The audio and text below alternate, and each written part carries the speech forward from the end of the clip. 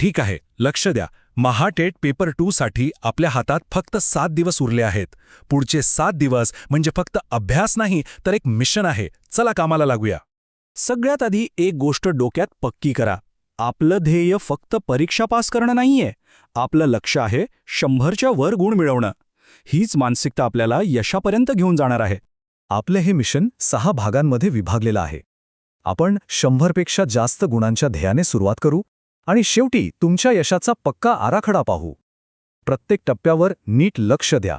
चला तर मग मिशनच्या पहिल्या भागाकडे वळूया. कोणतंही युद्ध जिंकण्याआधी आपल्याला रणांगण समजून घ्यावं लागतं. म्हणजेच परीक्षेचं स्वरूप काय आहे ते बघूया.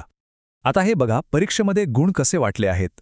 CDP 2 भाषा आणि तुमचा मुख्य विषय एकूण 150 गुण. अनेकांना वाटतं की मुख्य विषयाला 60 गुण आहेत म्हणजे तोच महत्त्वाचा. पण नाही, खरा गेम चेंजर दुसरीकडेच आहे, जो आपण पुढे पाहणार आहोत. आणि आता येतो आपला 7 दिवसांचा कृती आराखडा. प्रत्येक दिवसाचं नियोजन ठरलेलं आहे. ह्यात अजिबात हायगाई चालणार नाही. पहिले 2 दिवस फक्त आणि फक्त CDPसाठी. हाच आपला खरा गेम चेंजर आहे. पियाजे, वायगॉट्स्की आणि कोहलबर्ग यांचे सिद्धांत नुसते पाठ करायचे नाहीत, तर ते नीट समजून घ्यायचे आहेत. कारण परीक्षा थेट सिद्धांत नाही तर त्यावर आधारित उपयोजनात्मक प्रश्न विचारते. ऐका, इथे कोणतीही तडजोड नाही. CDPमध्ये आपल्याला 30 पैकी कमीत कमी 25 गुण मिळवायचेच आहेत. हे शक्य आहे आणि आपल्या मिशनसाठी आवश्यकही आहे. हे कायम लक्षात ठेवा. CDPमध्ये तुम्हाला थेट व्याख्या विचारल्या जाणार नाहीत. तुम्हाला वर्गातली एखादी परिस्थिती दिली जाईल आणि त्यावर आधारित प्रश्न विचारले जातील. त्यामुळे पाठांतर करण्यापेक्षा संकल्पना समजून घेण्यावरच भर द्या.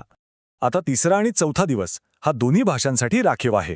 भाषा 1 मध्ये व्याकरण आणि अध्यापनशास्त्र, तर इंग्रजीमध्ये टेन्स, प्रेपोजिशन्स आणि आर्टिकल्स यावर लक्ष केंद्रित करा. यामधले प्रश्न हमखास गुण मिळवून देतात. दोन्ही भाषांमध्ये आपल्याला प्रत्येकी किमान 22 गुण मिळवायचे आहेत. व्याकरण आणि अध्यापनशास्त्राचा व्यवस्थित अभ्यास केला तर हे लक्ष्य आपण सहज गाठू शकतो. 5वा आणि 6वा दिवस हा तुमच्या मुख्य विषयासाठी आहे. जर तुमचा गट गणित विज्ञान असेल तर तुमचं लक्ष आहे 35 ते 45 गुण. आणि जर सामाजिक शास्त्र असेल तर 40पेक्षा जास्त गुणांचं लक्ष ठेवणं गरजेचं आहे. मुख्य विषयासाठी या काही खास टिप्स आहेत. गणित विज्ञानासाठी सगळी सूत्र तोंड पाठ हवीत आणि NCERTची मूळ तत्त्व पक्की करा. सामाजिक शास्त्रामध्ये टाईमलाईन आणि नकाशांच्या मदतीने अभ्यास करा. यामुळे घटनाक्रम आणि भूगोल लक्षात ठेवणं खूप सोपं जातं. आणि आता येतो सर्वात महत्त्वाचा दिवस, 7वा दिवस. या दिवशी आपण आपल्या तयारीला अंतिम स्वरूप देणार आहोत. 7व्या दिवशी फक्त 3 गोष्टी करायच्या आहेत.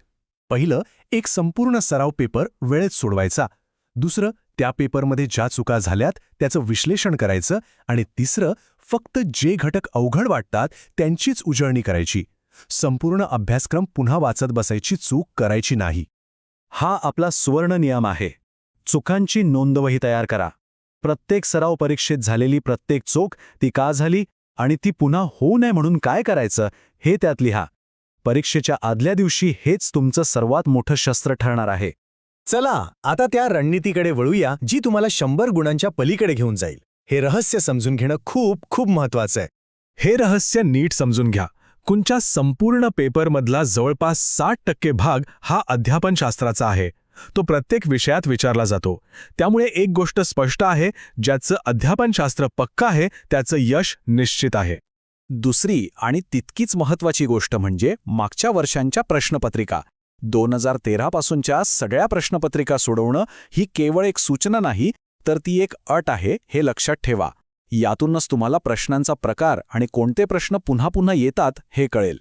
आता आपण त्या चुकांबद्दल बोलूया, ज्या बहुतेक जण करतात आणि आपले हक्काचे गुण गमावतात. आपल्याला ह्या चुका टाळायच्या आहेत. लक्षात ठेवा, या शेवटच्या आठवड्यात कोणत्याही एका विषयात खूप खोलवर शिरू नका. गणिताच्या अवघड प्रश्नांमध्ये अडकून वेळ वाया घालू नका.